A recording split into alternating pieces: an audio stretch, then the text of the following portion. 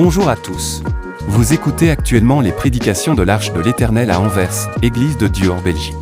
Nous espérons que cette parole vous bénira. Que Dieu vous bénisse.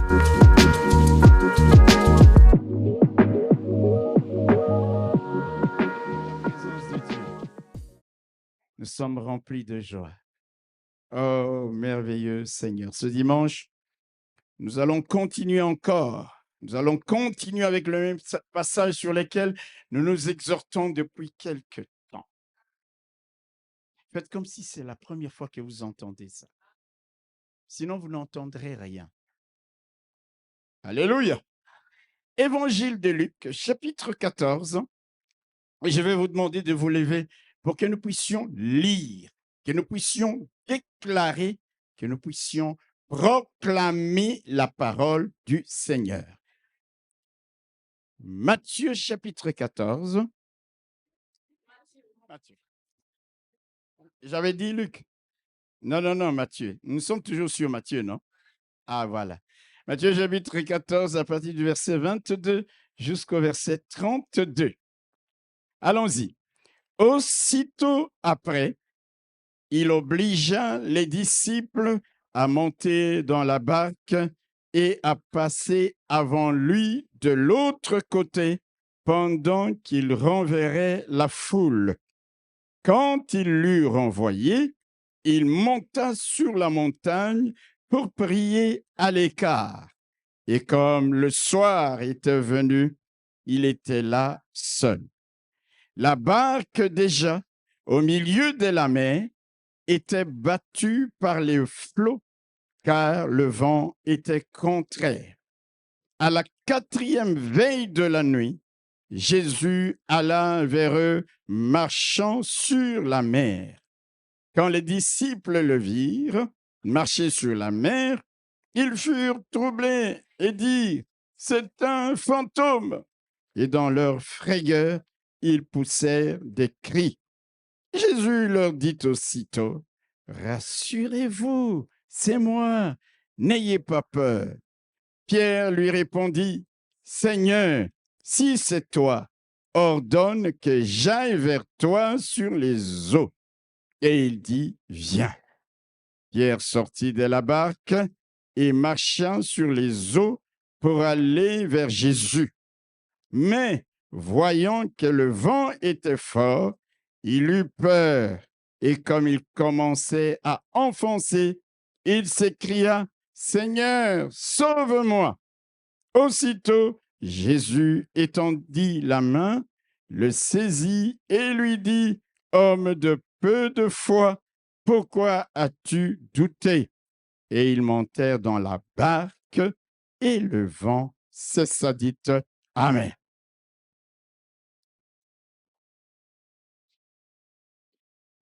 J'ai des choses à dire à quelqu'un ce matin. Alors faites comme si vous n'avez jamais lu ce texte. La tempête. J'ai intitulé ce message « L'école de la tempête ». Alléluia. Il y aura des moments où tu passeras par la tempête. Il y a des moments où tu passeras par le feu. Il y a des moments où nous passerons par les déserts. Et quelle que soit la voie qui choisit Dieu pour que nous puissions traverser et aller de l'autre côté, Dieu nous met à l'école. Quelqu'un n'a pas entendu ce que je dis? Dieu nous met à l'école. Dieu veut nous former. Dieu veut nous apprendre des choses. Frères et sœurs, notre lecture du jour commence avec le fait rare, je dirais même rarissime, que le Seigneur oblige ses disciples à passer avant lui de l'autre côté du lac de Génézareth. Je vous ai dit que le mot « obligé », vous savez, Dieu nous laisse le libre arbitre. C'est très rare dans les Écritures de voir quelques passages où on dit « Jésus obligea ». Mais ici, il les obligea. Je voudrais que cela, nous puissions le comprendre. Comprendre pourquoi. Alléluia. Pourquoi il avait obligé ses disciples. Certainement parce que les disciples ne voulaient pas. ou hésitaient à aller sur les territoires. Alléluia. Probablement qu'il y a eu une espèce de discussion avec ses disciples. Allez avant moi, dit Seigneur, nous n'irons pas. Et pourquoi? Probablement aussi parce qu'ils avaient de bonnes raisons. Rappelez-vous que c'est là, dans ce pays des Gadara, qu'une précédente fois, le Seigneur avait reçu un ordre de quitter les territoires. C'est-à-dire, c'était une contrée hostile. Et c'est là qu'on leur dit d'aller. Il y a de quoi hésiter. Alléluia. Ils hésitaient ou ils refusaient parce que probablement ce territoire était également catalogué comme un territoire impur à cause de l'économie de ce territoire qui reposait sur l'élevage des cochons. Et pour les Juifs, les cochons, c'est le synonyme même de l'impureté. Mais nous sommes déjà partis une première fois. Pourquoi faut-il encore repartir? Peut-être aussi parce que c'était déjà le soir. Alléluia. C'est-à-dire que la nuit allait bientôt tomber. Et naviguer de nuit a toujours comporté un risque majeur pour n'importe quel marin. Seigneur, c'est déjà le soir. Tu venais de multiplier le pain. Mais pourquoi ne pas rentrer dans nos maisons? Et tu nous envoies de l'autre côté du lac. La nuit va tomber. Qu'est-ce qui va se passer? Nous allons naviguer dans le noir. Mais je crois qu'au-delà de toutes ces raisons, il y a aussi une raison fondamentale, c'est que le Seigneur lui-même n'allait pas embarquer avec eux. Vous comprenez ça? Il leur a dit, vous passez avant moi, pendant que moi, je vais à l'écart pour prier. Il va faire bientôt nuit. Tu nous envoies dans un territoire hostile, où toi-même, tu as déjà été chassé autrefois. Lors de la première traversée, lorsque nous lisons l'évangile de Matthieu au chapitre 8, la Bible nous dit qu'il y a eu aussi une forte tempête lorsque Jésus et ses disciples étaient dans la barque en direction du pays des Gadara. Mais cette fois-là, Jésus était avec eux dans la barque, il dormait. Vous comprenez ça? Ils ont vu la tempête, ils sont venus. Seigneur, Seigneur, éveille-toi. Nous sommes en train de périr. Jésus s'est réveillé, il a menacé le vent s'est tu et ils sont passés dans les territoires des Gadara. Là, ils ont délivré les démons et là, les habitants des Gadara ont dit, c'est notre territoire. Il est soir. Alléluia. Mais cette fois-ci, mes bien-aimés, Jésus n'est pas avec eux dans la barque. Jésus leur dit, allez-y avant. Traversez, précédez-moi, parce que je dois d'abord renvoyer la foule que je viens de nourrir en multipliant les pains et en multipliant les poissons. Les disciples se sont dit, qu'arriverait-il si de nuit nous sommes pris sans Jésus dans une forte tempête? Humainement parlant, ils avaient raison de refuser de ne pas passer de l'autre côté. Humainement parlant.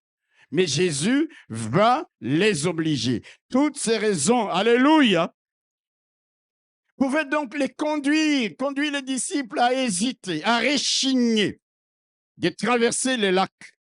Mais le Seigneur va les y obliger. Frères et sœurs, comprenons déjà une chose. Toutes nos craintes, toutes nos peurs, toutes nos appréhensions, tout ce que nous pouvons redouter qui puisse nous arriver demain ou après-demain, qui puisse nous troubler, qui puisse nous mettre en souci, n'échappe pas au contrôle du Seigneur. Est-ce que quelqu'un m'entend? Ils étaient dans l'appréhension. Qu'est-ce qui va nous arriver si nous allons sans lui? Ils avaient peur, mais Jésus les oblige. Pourquoi? Parce que ce qui pouvait les troubler ne les troublait pas. Ce qui les effrayait n'effrayait pas le Seigneur. Alléluia! Tout ce qui te fait peur ne fait pas peur à ton Dieu. C'est pourquoi David dira plus tard dans les psaume 56, nous le verrons, quand je suis dans la peur, quand je suis dans la crainte, c'est en Dieu que je me confie. Parce que toutes mes peurs, toutes mes craintes, toutes mes appréhensions dans le Seigneur s'annulent parce qu'il maîtrise la situation. Il les oblige, malgré toutes les bonnes raisons qu'ils pouvaient faire, qu'ils ne puissent pas traverser. Alléluia. Ce qui nous surprend ne surprend pas le Seigneur. Dis Amen. Ce qui nous effraie, nous intimide, nous fait peur, n'effraie pas, n'intimide pas, ne fait pas peur au Seigneur. Ce qui nous dépasse ne le dépasse pas. Ce qui nous trouble ne le trouble pas. Il peut tout et à l'avance. Il sait déjà, il voit tout et à l'avance. Il sait ce qu'il va faire. Il prépare déjà le moyen de nous sortir de n'importe quelle situation. C'est pourquoi même quand nous paniquons, même quand les disciples disaient, non, nous n'allons pas traverser, il dit, vous allez traverser. Obligation. Dans l'évangile de Marc, lorsque nous lisons le même passage au chapitre 6, la Bible nous dit, et ça j'aime beaucoup, alléluia, Marc chapitre 6, les versets 48 à 46. La Bible dit ceci, quand Jésus eut renvoyé la foule, il s'en alla sur la montagne pour prier. Le soir étant venu, la barque était au milieu de la mer et Jésus était seul à terre. Écoutez, ce qui est merveilleux, ce que nous sautons parfois. Le verset 48, qu'est-ce qu'il est dit au verset 48? Il vit qu'ils avaient beaucoup de peine à ramer car leur vent était contraire. À la 4e veille de la nuit environ, il alla vers eux, marchant sur la mer, et il voulait les dépasser. Même alors qu'il est allé prier, ses yeux étaient rivés sur les gens à qui il avait obligé de traverser. Quelqu'un n'a pas compris où je veux en venir. Allez avant moi. Ils ont dit, mais Seigneur, la première fois, la fois précédente, nous étions avec toi, c'est ça, qui nous a permis d'être sauvés. Nous t'avons réveillé pendant que tu dormais. Cette fois-ci, tu ne viens pas avec nous. Qu'est-ce qui va se passer? Mais la Bible nous dit qu'alors même que Jésus n'était pas avec eux dans la barque, alors même qu'il était sur la montagne en train de prier, ses yeux, Jésus a vu qu'ils avaient beaucoup de peine à ramer, à avancer. Il les voyait, il voyait ses disciples. Frères, sœurs, sache une chose, même quand toi tu ne le vois pas, même quand tu ne le sens pas, même quand tu ne l'entends pas, le Seigneur est là. Alléluia.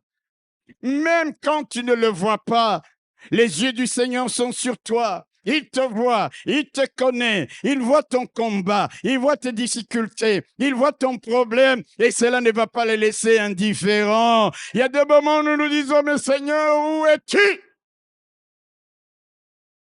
Les disciples étaient seuls dans la barque. La tempête faisait rage.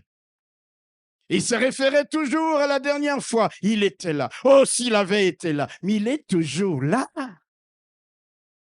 Souvent, nous nous référons à des situations où le Seigneur est intervenu parce que dans la situation présente, nous avons l'impression qu'il n'est pas là. Mon frère, nous nous trompons. Il te voit. Il voit ton combat. Là, présentement, là où tu es, le Seigneur voit ton combat. Le Seigneur voit ton problème. Le Seigneur voit les difficultés par lesquelles tu passes. Et laisse-moi te le dire, ses compassions l'obligent à ne pas être indifférent. Il viendra, il viendra. La Bible dit dans notre texte que le Seigneur s'en alla vers ses disciples à la 4e veille de la nuit, marchant sur la mer. Alléluia!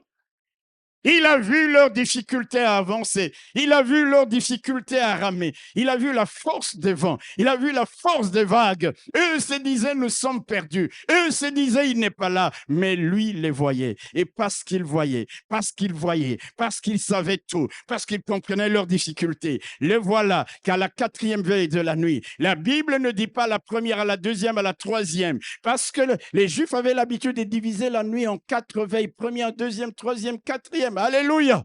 Il est allé vers la quatrième veille de la nuit, c'est-à-dire entre 3h et 6h du matin. Je voudrais dire à quelqu'un, même si à la première veille, Jésus n'est pas là, ne semble pas être là, ne vient pas encore, même si à la deuxième veille, il semble n'est pas encore en chemin, même si à la troisième veille, avant le lever du soleil, avant le lever du coucher, le lever du soleil, parce que la nuit vient la tristesse, mais le matin des chants d'allégresse, il viendra vers toi, même quand tu as l'impression qu'il n'est pas là. Il est allé vers eux, marchant sur les eaux, pour les secourir à la quatrième veille de la nuit. Jésus sait par quelle difficulté tu passes. Quelqu'un va me dire, mais pourquoi il n'intervient pas à la première ou à la deuxième ou à la troisième? Vous savez, c'est comme, il y a des moments où Dieu se comporte comme la maman aigle. Hein?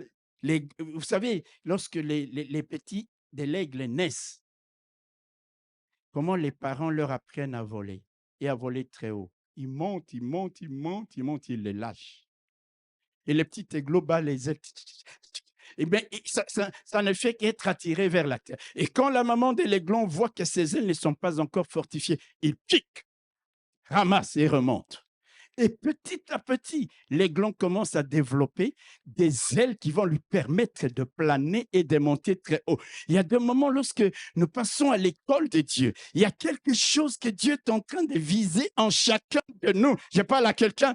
C'est pour cela, vous allez voir, vous allez bien comprendre pourquoi il est allé, non pas la première veille, la deuxième, la troisième, mais la quatrième veille de la nuit, c'est-à-dire bientôt le soleil va se lever. Vous comprendrez en lisant ce texte.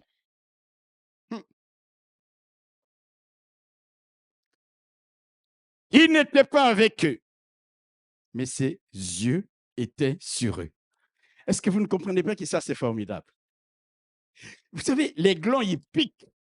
Et la vitesse avec laquelle l'aigle pique pour venir saisir le petit aiglon, c'est toujours supérieur à l'attraction de la pesanteur qui tire le petit aiglon vers la terre. Lorsque Dieu veut intervenir dans ta vie, il fera avec une vitesse, avec une force, avec une puissance supérieure à toutes les forces naturelles, à toutes les lois naturelles, parce qu'il veut venir te sauver. Est-ce que je parle à quelqu'un? Il piquera un vol planétaire que tu ne t'écraseras jamais dans le sol, parce que même lorsqu'il t'a dit « va seul », ses yeux sont sur toi. Vous savez, il y a des moments quand je pense à ces dieux-là, je dis, Seigneur, où irai-je encore? Qu'est-ce qu'il y a de plus beau? Qu'est-ce qu'il y a de plus beau? Certaines personnes vont trouver les fêtes très bien. Oh, je ne suis pas contre les fêtes. D'autres vont trouver d'aller au stade de football très bien. Je ne suis pas contre le football. Les gens, je regarde beaucoup les matchs. Mais il n'y a rien de mieux que d'être dans la maison de Dieu, dans la présence de Dieu, dans la maison de celui, alléluia, qui a ses yeux fixés sur toi, qui voit ton combat, qui voit ton problème, qui connaît tes difficultés. Oh, je voudrais dire à quelqu'un, mon frère, ma sœur, Jésus n'est pas allé vers eux à la première ou à la deuxième ou à la troisième, mais à la quatrième veille de la nuit. Mais pendant ce temps, qu'est-ce que les disciples faisaient? Les disciples ne faisaient que ramer. Mais les vents étaient tellement contraires. Je vous ai dit, c'est un petit lac de 6-7 km à certains endroits au maximum. On peut traverser ça en 2-3 heures. Mais là, le soir, ils ont quitté le soir jusqu'au beau milieu de la nuit, jusqu'à la quatrième veille de la nuit. Ils étaient encore au milieu, c'est-à-dire les vents étaient tellement forts, barrage, opposition, impossible d'avancer. Mais pendant ce temps, qu'est-ce que les disciples ont fait? Ils ont continué à se battre contre la tempête et contre le vent. Ils n'ont pas baissé les bras. Ils n'ont pas fait demi-tour pour être dans le sens favorable des vents. Parce qu'ils pouvaient se dire, on n'arrive pas à avancer, faisons demi-tour. Ils n'ont pas fait ça. Je parle à quelqu'un. C'est pour cela que je voudrais dire à quelqu'un, dans l'épreuve, dans le combat ou dans l'adversité, tiens bon. Tiens bon dans la foi, tiens bon dans le combat, car tu sais que le Seigneur te voit. Et parce qu'il te voit, il viendra. Il viendra à ton secours. Il viendra inévitablement, car celui qui doit venir viendra et il ne tardera pas à venir pour te secourir. Alors même quand tu sembles ne pas avancer, tu dis non, je ne vais pas reculer, je ne vais pas faire marche arrière, je vais continuer à ramer. C'est très dur, les vents sont contraires, mais je continue à ramer parce que je sais que mon Sauveur me voit. Là où il est, il me voit. Et inévitablement, à un moment donné, lorsque j'aurai développé mes biceps, lorsque j'aurai acquis l'expérience dans la tempête, il viendra inévitablement. Il viendra pour me secourir. Alléluia! Un jour, quelqu'un, il fait un rêve. Il se réveille, il est dans le songe. Il se réveille. Vous savez, il y a des songes où tu es dans le songe. Et dans le songe, il se réveille, il est dans le songe. Et il voit une grosse pierre devant sa porte. Juste une petite interstice pour passer, mais il ne pouvait même pas passer. Il dit, mais Seigneur, qu'est-ce qui se passe? Et le Seigneur lui dit, pousse. Et il pousse, et il pousse, et il pousse. Et la pierre ne bougeait même pas d'un pouce. Rien. Il dit, Seigneur, mais pourquoi tu me dis de pousser? Et le Seigneur lui dit, pousse. Et lui, il croyait que il a continué à pousser. Pour lui, il croyait qu'il allait déplacer la pierre. Mais la pierre ne se déplaçait pas. Et puis, il se tourne encore vers le Seigneur, dit, mais pourquoi tu me dis de pousser? Ça ne bouge même pas d'un pouce. Et le Seigneur lui dit, regarde tes biceps. Là, c'était devenu fort. Il dit, c'est le but. Ce n'était pas que tu dégages ça, mais que tu deviennes fort physiquement. Et le Seigneur fait une chiquenaude à la pierre, pouf, qui se déplace. Et il comprend qu'en fait, le but visé par le Seigneur, ce n'était pas qu'il lui déplace, mais qu'il acquiert la force. Et le Seigneur, après qu'il eut acquis la force, lui, il est venu donner une petite chiquenaude pour que la pierre se dégage et qu'elle entre de sa porte. Vous savez, lorsque nous passons par certaines écoles, nous ignorons le but pour lequel. Il parle à quelqu'un. Le Seigneur ne vient pas à la première veille. Et il continue à ramer. N'abandonne pas. Never give up. Jamais abandonner. Alléluia. Pourquoi je n'abandonne pas? Mais parce que je sais, dans ce texte, moi je suis rassuré par ça. Jésus me voit. Il voit que j'ai de la peine. Il voit que j'ai un combat. Il voit que j'ai une épreuve. Il voit que je suis dans la difficulté. Et ses compassions ne peuvent pas les laisser indifférents. Alors, je continue jusqu'à ce que mon Dieu se lève parce que je sais qu'il se lèvera. Je n'abandonne pas parce que je sais qu'il me voit. Et tant que je serai en train de me battre parce que je n'aurai pas été un lâche qui abandonne, un lâche qui fait demi-tour, un lâche qui fait naufrage par rapport à la foi, je tiens ferme et j'ai foi en lui. Je continue à me battre. À un moment donné, le Seigneur lui-même viendra maintenant à la 4e veille de la nuit. Alléluia. Il viendra marchant sur l'eau. Voilà pourquoi à cet égard l'apôtre Pierre dit, les dieux de toute grâce, qui vous a appelé en Jésus-Christ à sa gloire éternelle, après que vous aurez souffert un peu de temps, vous perfectionnera lui-même, vous affermira, vous fortifiera, vous rendra inébranlable. Il dit, après que vous ayez souffert pendant un temps, il y a un temps où nous passerons peut-être par la souffrance, il y a un temps où nous passerons peut-être par les combats, mais après ce temps, parce que tu auras tenu bon à celui qui est ferme dans ses voies, Dieu assure la paix, Dieu assure la victoire, Dieu assure la bénédiction. Tu te dis, mais Jésus, je ne vois rien. Ça fait des années, mais il te dit, rame, continue, avance, pousse, jusqu'à ce que, alléluia, voyant que tu ne fais pas des mythos. Les disciples pouvaient faire des mythos, n'est-ce pas? D'ailleurs, s'ils faisaient des mythos, ils allaient très rapidement arriver de l'autre côté d'où ils sont venus parce que le vent était derrière eux. N'abandonne jamais. Alléluia. Ne baisse jamais les bras. Alléluia. En clair, quand nous sortons grandis, quand nous sortons forts, fermes, enrichis, dans notre vie après les épreuves que nous allons traverser, que nous aurons traversées pendant un certain temps, Dieu va venir pour nous secourir. Il y a une chose que les chrétiens ignorent. Ce qui compte le plus aux yeux de Dieu, ce n'est pas juste la solution ou la bénédiction qu'il peut nous accorder. Écoutez-moi bien, c'est plus la personne que nous devenons, le caractère qu'il développe en nous, ce qui compte le plus. Alléluia! Dieu peut te bénir. Et puis après. Mais Dieu veut qu'au-delà de la bénédiction qu'il t'a accordée, il a développé une force de caractère en toi. Il a développé une personnalité en toi. Il a développé quelqu'un qui ne lâche pas facilement. Ce n'est pas tant la bénédiction qui importe. C'est pour cela, mes bien-aimés frères et sœurs, que nous devons toujours avancer, progresser lorsque nous sommes à l'école de Dieu.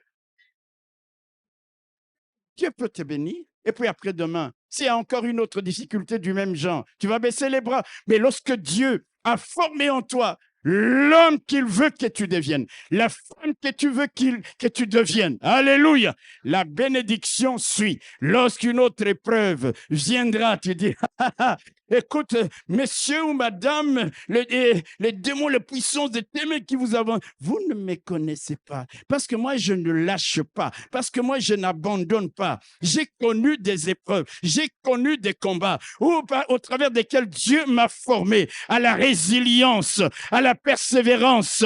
Oh, mon Dieu m'a formé à aller jusqu'au bout. Il y a des choses que les disciples n'auraient jamais apprises si Jésus était venu à la première veille de la nuit. Si Jésus était venu à la deuxième veille de la nuit. Non, non, non, non, non. Il fallait qu'il les laisse dans la tempête la plus puissante. Qu'ils voient que toute leur expérience de marin n'a pas suffi à les tirer d'affaire. Parce que bien souvent, le Seigneur intervient dans nos vies lorsque nous lui disons, Seigneur, ma force ne m'a pas aidé. Mes compétences ne m'ont pas aidé. Tout l'ego, tout le moi de l'homme capitule. Et là, il dit, je n'ai que toi, Seigneur. Il a formé quelqu'un, il t'a brisé. Tu es devenu humble, tu es devenu petit. Et là, tu dépends uniquement de lui. À la quatrième veille de la nuit. Alléluia!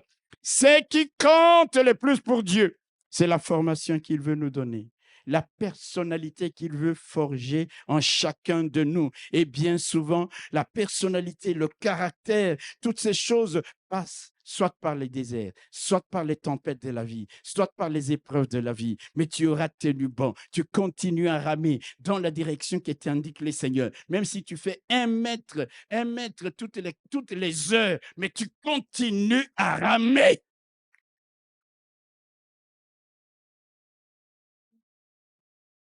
Nous abandonnons très vite. Nous baissons les bras très vite. Et nous passons à côté de nos bénédictions. Alléluia! Nous nous décourageons très vite. Nous faisons marche arrière très vite. Est-ce que ce n'est pas normal de dire, Seigneur, la direction vers laquelle tu nous as envoyés, il n'y a que des vents contraires. Nous pouvons retourner d'où nous venons et repartir même le lendemain matin. Est-ce que Dieu ne peut pas comprendre ça? L'homme réfléchit comme ça. Seigneur comprend quand même. Mais ce qu'il veut que toi, tu comprennes, c'est que tu dois continuer à ramer, à pédaler, à avancer, même si les vents sont d'une violence rare. Et j'ai vu certaines images à la télévision. Alléluia. Où les gens se tenaient comme ça, les vents veulent les emporter, mais ils ne veulent pas, ils tiennent, parfois ils s'agrippent à un arbre, mais il doit aller vers son bout, il doit avancer, mais il s'agrippe, et tu vois là, même son sacoche qui va comme ça, mais il dit, je ne recule pas. Dieu veut des hommes et des femmes de cette nature-là, alléluia! Quatrième veille de la nuit. Il vient maintenant. Alléluia. Ils sont fatigués. Ils ne peuvent plus rien. Ils ont compris que par eux-mêmes, ils ne peuvent pas s'en sortir. Et là, Jésus vient. Il obligea ses disciples à traverser les lacs en pleine nuit. Il savait que la tempête allait se déchaîner, comme lors de la présente traversée. Alléluia. Mais comme je l'ai dit, il y a quelques exceptions. Lors de la première traversée, Matthieu 8, et lors de la seconde. Lors de la première traversée, Jésus était avec eux. Ça, c'est très rassurant, n'est-ce pas? Tu mets la main, Jésus est là. Tu regardes, il est là. Tu dis, même s'il dort, je vais le réveiller. Mais lors de ces secondes traversées, les voilà. Jésus n'est pas là. Mais ils tiennent. Et tout d'un coup, écoutez la différence. Non pas que Jésus dormait à la barque, comme eux aussi pouvaient dormir à la barque. Mais cette fois-ci, ils voient Jésus marchant sur l'eau. Ils n'avaient jamais vu ça. Ils n'avaient jamais vu personne marcher sur l'eau. Je ne sais pas si quelqu'un me comprend. Donc, dans la première traversée où Jésus dormait dans la barque, Jésus était comme un être humain, comme eux-mêmes, les disciples, qui, fatigués, pouvaient dormir à la barque. Mais cette fois-ci, Jésus, à l'école de la tempête, veut leur donner une autre dimension, une autre révélation de sa personne. Quelqu'un n'a pas saisi ce que je dis. Il va les obliger parce qu'il dit, jusque-là, vous avez peut-être l'impression que je n'ai que la nature humaine. Dormir comme vous dormez.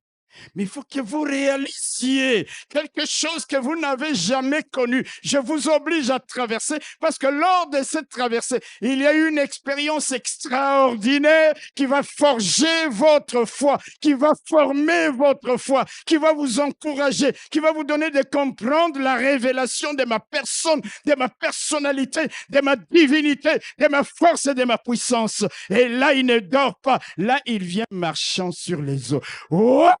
Les disciples n'avaient jamais vu ça. Quand ils voient un homme marcher sur les eaux, ils disent, c'est un esprit, c'est un fantôme. Ah, nous allons mourir, nous allons couler. Tout le monde est dans la frayeur. Et Jésus leur dit, rassurez-vous, c'est moi. Mais Seigneur, c'est pas possible. On n'a jamais vu un homme marcher sur l'eau. Je vous ai obligé à passer dans la tempête. Je savais qu'elle s'élèverait. Pour que vous réalisiez que même au milieu de la tempête, ce n'est pas simplement que vous me réveillez, je la calme, mais je peux marcher sur les eaux tumultueuses, je peux marcher sur les vents impétueux pour que vous compreniez la nature de la personne. Ça, c'est pour leur donner un esprit de révélation dans sa connaissance. Est-ce que je parle à quelqu'un? Et on le voit marcher sur l'eau. Ah! Alléluia. Mon frère. Jésus voulait élever le niveau de révélation, de compréhension, de connaissance de ses disciples quant à sa divinité, quant à sa personne, à sa puissance, à ce dont il peut faire. Je voudrais dire à quelqu'un, tu ne peux savoir que Dieu guérit que lorsque tu tombes malade et que parfois les médecins ne peuvent pas te guérir. Alléluia. Et tu réalises tout d'un coup un toucher qui te guérit aussitôt. Tu dis non, il est le Dieu qui guérit. Alléluia! Tu ne peux réaliser la puissance d'un Dieu qui délivre que lorsque de toutes tes forces tu t'es battu pour sortir des chaînes et des liens, mais que l'intervention de Dieu te libère de toutes ces choses et tu deviens réellement libre. Alléluia. Ton Dieu est puissant, mon frère. Ton Dieu est glorieux. Ton Dieu est grand. Il fait des choses que l'œil n'a point vues, que l'oreille n'a point entendues, des choses qui ne sont point montées dans la pensée de l'homme, qui n'a jamais effleuré les pensées de l'homme. Il a fait ce jour-là, à la 4e veille de la nuit. Voilà Jésus qui marche sur les eaux.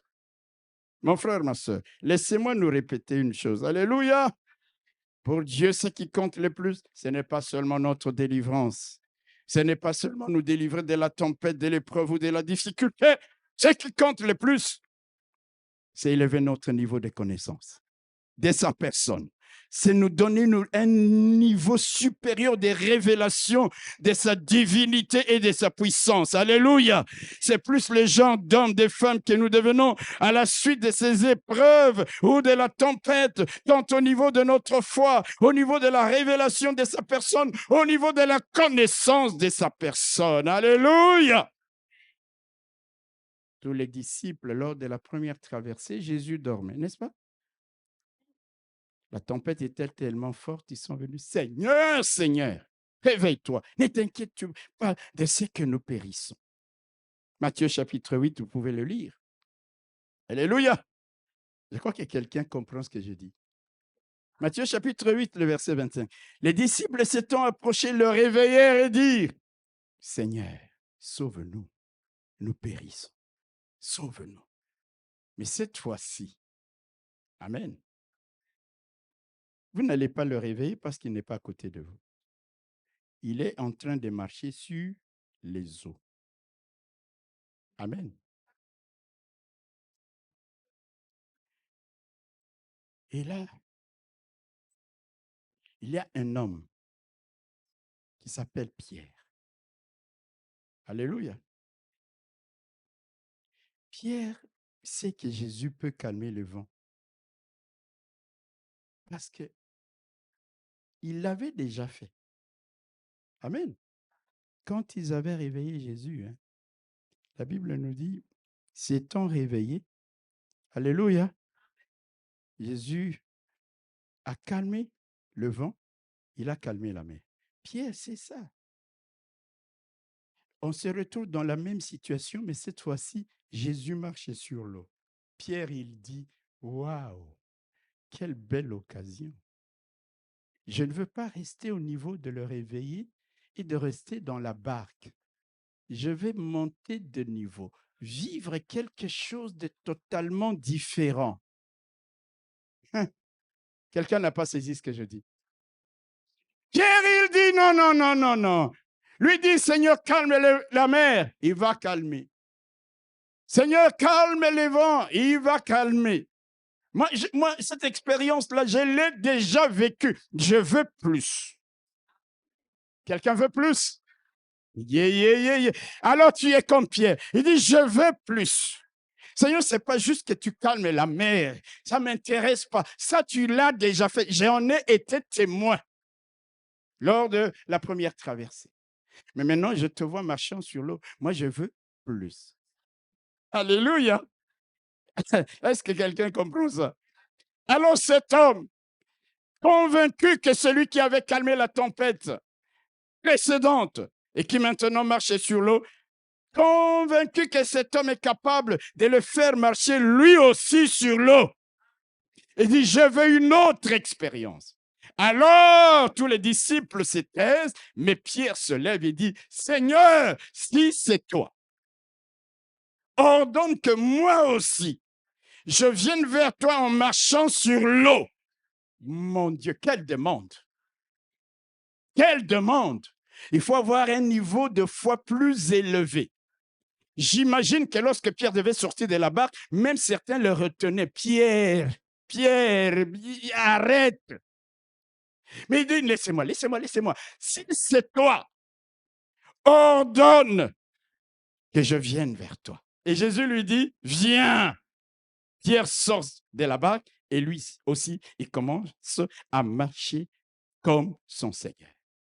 Mes frères et sœurs, beaucoup de gens dans la vie ne voudront jamais que tu fasses les mêmes exploits qu'eux. Alléluia. Beaucoup de gens dans la vie ne voudront pas que tu fasses les mêmes choses extraordinaires qu'eux. Vous savez que même les gens qui font la prestidigitation, les histoires de magie, des tours, ils ont leurs propres secrets qu'ils ne partagent pas avec d'autres magiciens. Parce qu'ils veulent être les meilleurs, être couronnés. Et on n'applaudit que eux, on ne voit que eux. Jésus n'est pas comme ça. Jésus n'est pas comme ça. Je vais vous dire, alléluia. Jésus nous rend participants de sa nature divine. Seul Jésus, par sa divine puissance, nous donne tout ce qui contribue à la vie et à la piété. Seul Jésus peut nous dire, en vérité, je vous le dis, celui qui croit en moi fera aussi les œuvres que je fais, et il en fera de plus grandes, car moi je m'en vais au Père. Je n'ai point de secret pour vous. Je voudrais que vous fassiez aussi de plus grandes œuvres. Alors il dit, Pierre, la demande que tu me fais, c'est une demande qui concerne la divinité. Mais je te rends participant de la nature divine. Viens et marche sur l'eau comme moi. Et Pierre sort, mon frère, ma soeur. Il n'y a que Jésus qui aime que tu fasses plus d'exploits et autant d'exploits que ce que lui-même peut faire. Quelqu'un d'autre te cachera des secrets. Quelqu'un d'autre voudra que tu sois derrière lui. Quelqu'un d'autre voudra que ce soit lui seulement qui soit acclamé. Mais Jésus, il dit, Pierre, viens, marche sur l'eau. Et Pierre, il sort. Parce que Pierre voulait plus, parce que Pierre, sa foi avait grandi.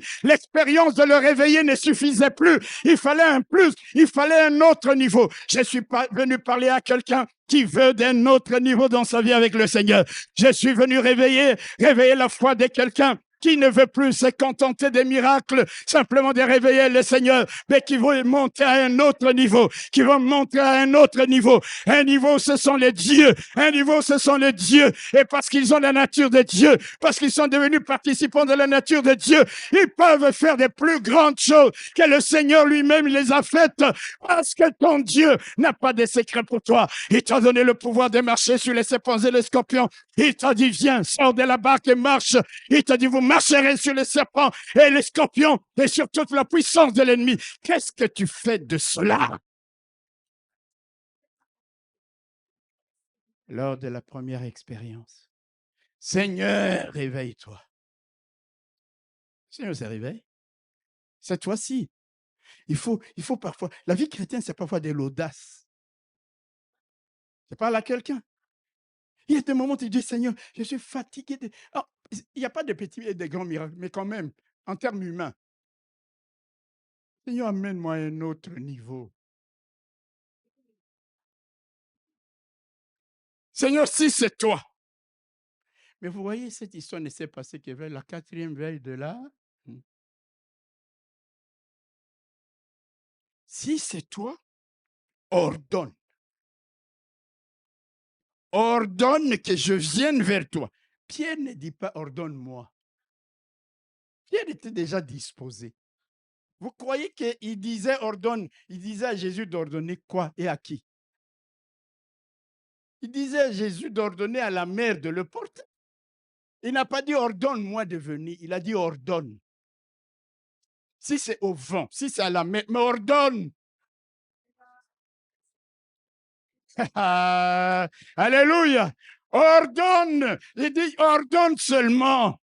La mer entendra, obéira. Les vents entendront, obéiront. La nature entendra, obéira. Il y a des moments où tu dis, Seigneur, ordonne à mon sujet. Alléluia. Et tout ce qui doit travailler pour ta bénédiction entend cette voix du Seigneur qui dit, viens. Qui te dit, lève-toi. Qui te dit, va. Qui te dit, je suis avec toi. Il dit, Pierre, mais viens. Pierre, il sort. Ah, frères et sœurs, si j'avais été à la place de Pierre, je connais les gens, quand nous étions encore des jeunes chrétiens, des frères, quand ils avaient fait quelque chose d'un peu spécial, quelque chose qui faisait peur aux autres, ils le faisaient avec assurance, ils disaient, vous avez beaucoup parlé. Vous imaginez, si j'avais été Pierre, j'ai dit aux autres, alléluia, un autre niveau. Un autre niveau. Et pendant quelque temps, voici Pierre qui marche sur les eaux. Il a fait ce que Jésus a fait parce qu'il avait foi en lui. Jésus a dit, je suis le seul qui puisse dire, vous ferez les choses que j'ai faites et vous en ferez des plus grandes parce que je m'en vais au Père. Quelqu'un d'autre voudra garder ses petits secrets. N'est-ce pas? Quand il vient ici, il impressionne tout le monde. Mais pour qu'il te dise comment tu peux arriver là-bas, il ne te dit pas. parce qu'il dit, tu vas me faire de l'ombre. Demain, toi aussi, tu commences à faire les mêmes choses que moi. Ah non. Non, non, non, non, non. Il va te cacher des secrets. Alléluia. Pasteur, lui, je n'ai pas de secret à te cacher. Frère, l'onction, la puissance, la prière, la méditation, la parole de Dieu. Et tu feras les plus grandes choses que moi. Alléluia. Papédement. Alléluia. Pierre, il sort. Ah, mon Dieu. Malheureusement, la nature charnelle reprend le dessus. À cause de la force des vagues et des vents, il a eu peur. Il s'est mis à enfoncer. Amen. Et il dit, Seigneur, sauve-moi. C'était le message de vendredi. Et la Bible dit que Jésus étendit, aussitôt il étendit la main, l'enfourcha, le saisit, aussitôt. Ce n'était pas avec hésitation, avec atermoiement, en lui disant, Pierre, attends que je m'organise aussitôt. Il est le Dieu de l'aussitôt. Il est le Dieu de l'immédiateté. Alléluia. Il y a des moments où tu prieras, Dieu n'attendra pas. Enlevons de nos esprits cette pensée que Dieu ne va me répondre que dans 1 an, dans 10 ans. Il est aussi le Dieu qui répond immédiatement, qui répond aussitôt. Alléluia. Il le retire des eaux. Et Jésus le regarde et lui fait la même remarque que celle qu'il leur avait faite dans Matthieu chapitre 8 lors de la première tempête. Écoutez ce qu'il est dit lors de la première tempête. Matthieu chapitre 8, les versets 25 à 26, 24. Et voici, il s'éleva sur la mer une si grande tempête que la barque était couverte par les flots et lui, il dormait. Les disciples s'étant approchés, le réveillèrent et dirent, Seigneur, sauve-nous, nous périssons. Il leur dit, pourquoi avez-vous peur, gens de peu de foi? Alors il se leva, menaça le vent et la mer, et il eut un grand calme. Ça, c'est la première tempête. Vous êtes d'accord? Nous arrivons dans Matthieu 14, toujours dans la direction des Gadara. On dirait les gens des Gadara, c'était des gens qui ne voulaient pas que les disciples débarquent chez eux. Mais là où il y a l'adversité, l'opposition, devant toi, ta bénédiction est devant toi. Ne recule pas. Tu vas vivre des grandes choses. Alors nous arrivons dans la deuxième tempête. Nous sommes donc là dans Matthieu chapitre 14. Écoutez ce qu'il est dit dans les versets 31. Et 30-31, mais voyant que le vent était fort, il eut peur, et comme il commençait à enfoncer, il s'écria, Seigneur, sauve-moi. Aussitôt, Jésus étendit la main, le saisit et lui dit, homme de peu de foi, pourquoi as-tu douté? Chaque fois, le même reproche. Amen. Dans les mêmes conditions des tempêtes, le même reproche. Ils avaient eu peur. Ils ont réveillé Jésus en catastrophe. Et si Pierre a eu peur en voyant les vents et les vagues, il a commencé à enfoncer. Ces deux passages nous enseignent une leçon fondamentale. La peur est l'ennemi de la foi. Est-ce que je peux le répéter? La peur est l'ennemi de la foi. La peur neutralise la foi. La peur paralyse. La peur nous précipite vers le fond. C'est pour cette raison que la Bible est pleine d'expressions du genre « ne craignez point, soyez sans crainte, n'ayez pas peur, soyez rassurés ». Les gens qui lisent bien la Bible ont bien comptabilisé. Il y a au moins 365 fois l'expression « n'ayez pas peur » dans plusieurs de ces variétés, comme si chaque jour de notre vie, Dieu nous disait de ne pas avoir peur parce que la peur va neutraliser notre foi. David avait si bien compris ça qu'il dit, ah j'aime David, hein, à propos de la peur, dans le psaume 27, le psaume que notre frère Jean-Pierre nous avait lu dernièrement. Alléluia. Qu'est-ce qu'il dit dans le psaume 27, David? Écoutez ce qu'il dit. Psaume 27, versets 1 à 3. L'Éternel est ma lumière et mon salut. De qui aurais-je crainte? L'Éternel est le soutien de ma vie. De qui aurais-je peur? Quand des méchants s'avancent contre moi pour dévorer ma chair, ce sont mes persécuteurs et mes ennemis qui chancellent et tombent. Si une armée se campait contre moi, mon cœur n'aurait aucune crainte. Si une guerre s'élevait contre moi, je serais malgré cela plein de confiance. Pourquoi il dit ça? Parce qu'il sait qu'il est avec Dieu. Parce qu'il sait que si la peur envahit sa vie, colonise sa vie, et elle va neutraliser sa foi. Les soldats de Saül, qu'est-ce qui avait neutralisé leur foi, leur courage? C'était la peur. Dès qu'ils voient le géant Goliath, presque 3 mètres, 6 doigts ici, 6 là-bas, 24 doigts et orteils. Il dit non, non, non, non, ça, ce n'est pas un type ordinaire. Et là, ils saisissent. Je crois que Goliath, il suffisait qu'il leur montre ses 6 doigts comme ça, 6 doigts comme ça. Ces gens, ils reculent. La peur. Ça neutralisait leur courage. Ça neutralisait leur foi. David arrive et dit, montre-moi même 12 doigts par main. Montre tout ce que tu veux. Je sais sur qui je compte. C'est pourquoi il dit, quand bien même une armée campait au-devant de moi. L'Éternel est ma force. Je n'aurai aucune crainte. Mon frère, ma soeur, ne crains rien. Ne sois point troublé. Ne redoute rien, car ce que tu crains, c'est ce qui t'arrive. Ce que tu redoutes, c'est ce qui t'atteint. C'est ce que nous dit Job. Le Seigneur a dit au chef de la synagogue qui est venu, alors que les gens disaient non, ta fille est morte, il lui dit, crois seulement. Aie foi. Il dit à Marthe, ah, n'étais-je pas dit, Marthe, que si tu crois, tu verras la gloire de Dieu. Alors, chaque fois que les disciples avaient eu peur, Jésus leur a fait la remarque, homme de peu de foi, pourquoi as-tu douté? Pierre, n'est-ce pas moi qui t'ai dit de marcher sur l'eau? Tu crois que je t'ai dit de marcher sur l'eau sur 3 ou 4 mètres simplement? Je t'ai dit, viens. Alléluia. Alléluia. C'est comme quelqu'un qui est au fond de la salle. Toi, tu es ici. Il t'appelle. Viens, tu sors de la barque.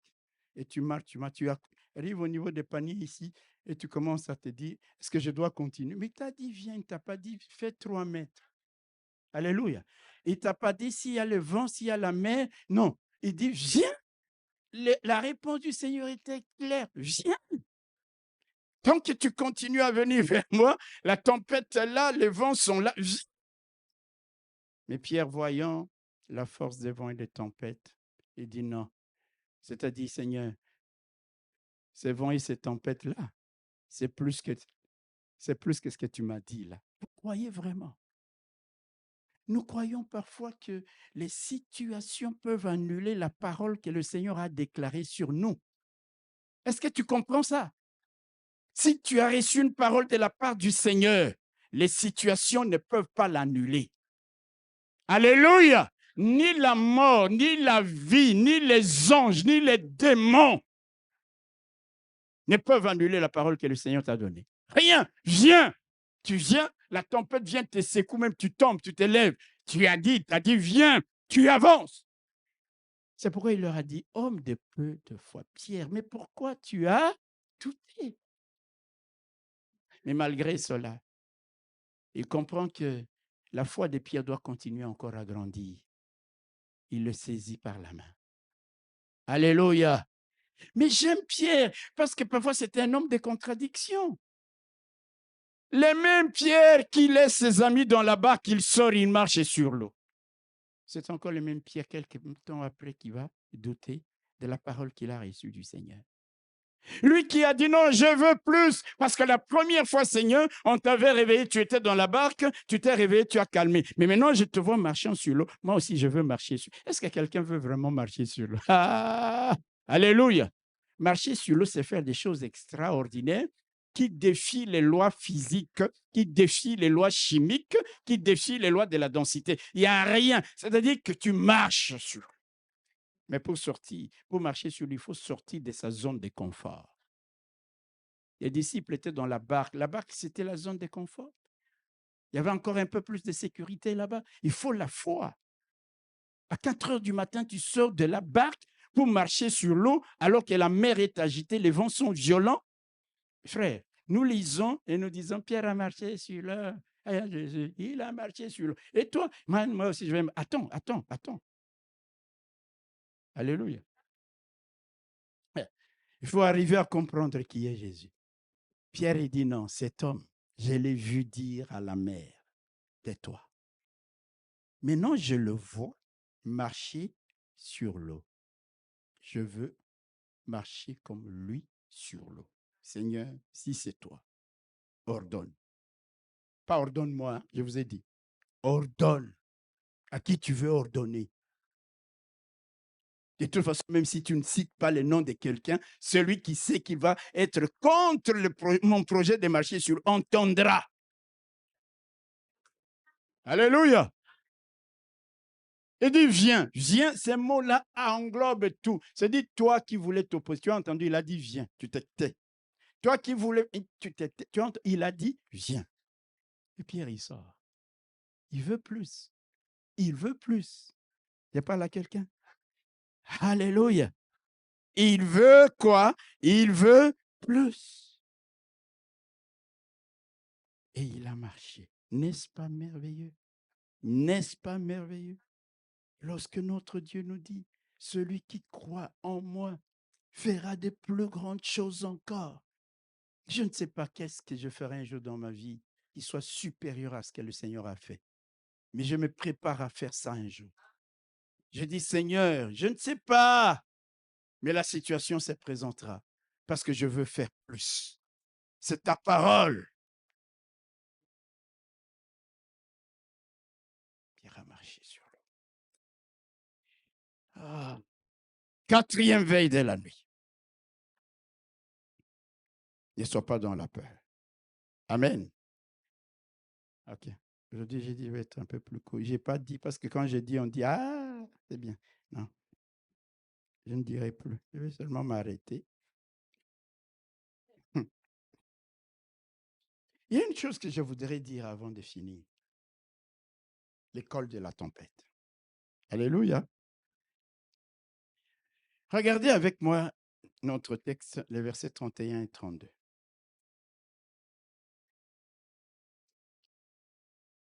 La Bible dit ceci. Aussitôt Jésus étendit la main, les saisit et lui dit, homme de peu de foi, pourquoi tu doutais? Et ils montèrent dans la barque. Et qu'est-ce qui se passe? Le vent cessa. Ah, ils montèrent dans la barque et le vent cessa. Regardez, non seulement Jésus, il sauve Pierre, n'est-ce pas? Qui était en train de couler. Là, il n'est pas encore dans la barque. Donc, et lui et Pierre, ils sont sur l'eau. C'est-à-dire que, normalement, le poids est doublé. Il devait couler, mais il ne coule pas. Ah, vous n'avez pas compris. Regardez, quand vous prenez quelque chose, même un petit verre qui flotte sur l'eau, quand vous mettez de l'eau un peu, n'est-ce pas, ça flotte. Vous mettez, à un moment donné, le poids est tel que la densité de l'eau devient tellement faible que ça coule. Quand vous doublez le poids, normalement vous coulez. Il double le poids et tous les deux flottent. Ils sont sur l'eau. Il tient Pierre comme ça sur l'eau. Là, je ne sais pas comment Pierre était en train de le regarder pour dire, ce type. Hein. Et ensuite, il monte maintenant. Il rejoint les peureux, ceux qui étaient restés là-bas. Il y en a toujours qui restent dans la barque, qui ne sortent jamais, qui n'osent jamais donner leur dîme. Et dit, si je donne ma dîme, c'est fini, je suis ruiné. De la barque. Et je peux vous développer sortie de la barque de plusieurs façons. Mais ce n'est pas mon but aujourd'hui. Ils entrent dans la barque et tout d'un coup, le vent cesse. Quand vous lisez dans d'autres versions, on dit tout d'un coup et aussitôt, la barque arriva de l'autre côté où il devait partir. Est-ce que vous me suivez? Qu'est-ce que cela veut nous dire? La barque aborda au lieu où ils allaient. C'est-à-dire tout à coup, aussitôt, la barque arriva à l'autre bord. Les disciples seuls, rappelez-vous, avaient ramé toute la nuit, plus de 10 heures, sans arriver à l'autre bord. Mais quand le Seigneur monte dans la barque, le vent cesse, la mer se calme, mais encore, ils arrivent rapidement au port. Jésus sait faire taire les vents contraires qui œuvrent contre toi. Jésus sait calmer les eaux agitées qui travaillent contre toi. Jésus seul est capable de te mettre dans un courant d'accélération,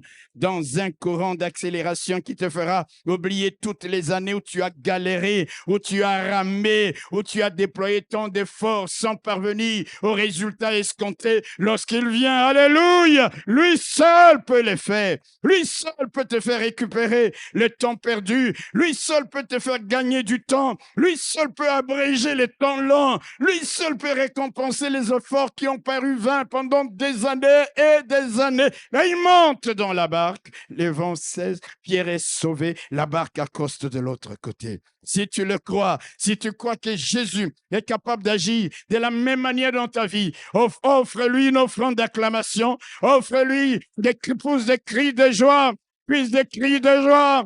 Oh, des alléluia, des hosanna. Parce que tu sais que même si, alléluia, tu as galéré pendant des années, tout d'un coup, waouh, Seigneur. J'ai ramé pendant des années, des nuits, sans jamais arriver à l'autre bord. Mais quand Jésus vient, tout d'un coup, onction d'accélération, et tu te retrouves de l'autre côté. Alléluia. Si présentement, mon frère, ma soeur, tu traverses, tu passes une zone orageuse, une zone de turbulence. Si actuellement tu traverses une tempête, une mer agitée, des vents contraires, des vents violents, des vents d'opposition, des vents d'adversité, des vents de blocage, des vents de freinage, c'est que probablement tu es à l'école de la tempête. Continue à ramer, ne baisse pas les bras, n'abandonne pas, continue à ramer, apprends les leçons que Dieu te donne, mûris, grandis en maturité, en foi, en espérance, en fermeté, parce que vers la 4e veille de la nuit, ton Rédempteur s'élèvera. Il quittera la montagne où il était. Il viendra marchant vers toi sur la mer. Et c'est là que toi aussi tu pourras vivre en étant rendu capable, participant de la nature divine, de marcher sur l'eau et de vivre des choses glorieuses. Je ne te prêche pas un Dieu qui est mort. Je te prêche le Dieu vivant, ressuscité d'entre les morts. Je ne te raconte pas des histoires. Je te parle de la part du Seigneur. Alléluia! Pour que tu n'abandonnes jamais. Parce qu'il va venir, marchant sur l'eau. C'est alors que tu diras, toi qui veux plus, Seigneur, je veux plus. Cherche toujours le plus de la part de Dieu, plus d'onction. Alléluia. Plus d'expérience avec lui. Plus de grands miracles avec lui. Alléluia. Et vous voyez, Jésus les avait envoyés dans la gueule du loup. Mais Jésus contrôlait la situation. Ses yeux étaient fixés sur eux. Tu crois vraiment que Dieu qui t'a appelé à son salut va t'abandonner? Mon frère, je peux te dire, je me suis retrouvé dans des situations où je dis à moi-même, humainement parlant, je dis à moi-même, je dis là, c'est fini. Et puis, à moi-même aussi, j'ai dit, ça, c'est humainement, c'est pas fini avec Dieu. Tu es dans une contradiction, toi-même à la maison, dans la prière. Alléluia. Je traversais un moment difficile, j'ai entendu maman pasteur dans la prière, elle prie en disant, Seigneur, si c'est pour apprendre des leçons à ton serviteur, oui, mais pas moi.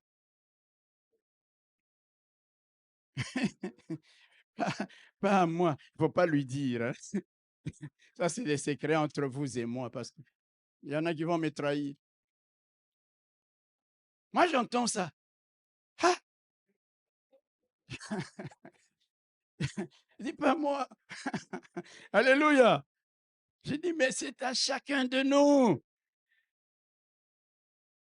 À des moments, tu vas passer par là et tu développes la résilience. Je n'abandonne pas. Alléluia.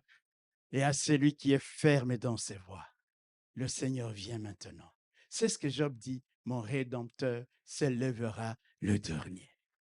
Il s'élèvera lorsque tu as tenu bon, lorsque tu as tenu ferme. Ce n'est pas lorsque tu as renié la foi. Ce n'est pas lorsque tu as cessé de venir à l'église. Ce n'est pas lorsque tu es dans la rébellion. C'est Dieu, je ne le vois pas. C'est Dieu, il n'intervient pas. Je m'en fous. Je vais chercher le secours ailleurs. Non, c'est lorsque tu dis, je ne le vois pas.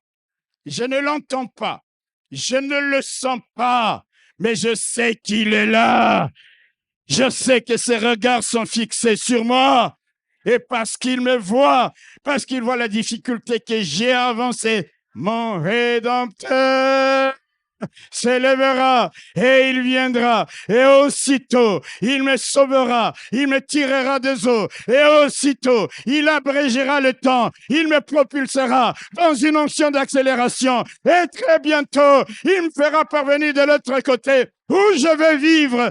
Très bientôt, un revirement gagnant de la part des Gadaréniens. Je vais vivre des expériences formidables avec mon Dieu. L'école de la tempête pour chacun de nous. C'est une école qui te va te rendre plus fort, plus grand encore. Tu ne lâcheras pas. Tu iras de gloire en gloire avec ton Dieu. Si tu comprends ce que je te dis, acclame le Seigneur. Tu diras, mon Dieu, je n'abandonnerai pas, je ne lâcherai pas, j'irai toujours et toujours, jusqu'à ce que, Seigneur, mon Rédempteur s'élève et qu'il étende sa main en ma faveur, qu'il me saisisse, que je plane avec lui sur la surface des eaux, que les autres me voient comme le trophée de Dieu dans sa main et qu'ils disent, assurément, c'est Jésus est le Fils de Dieu.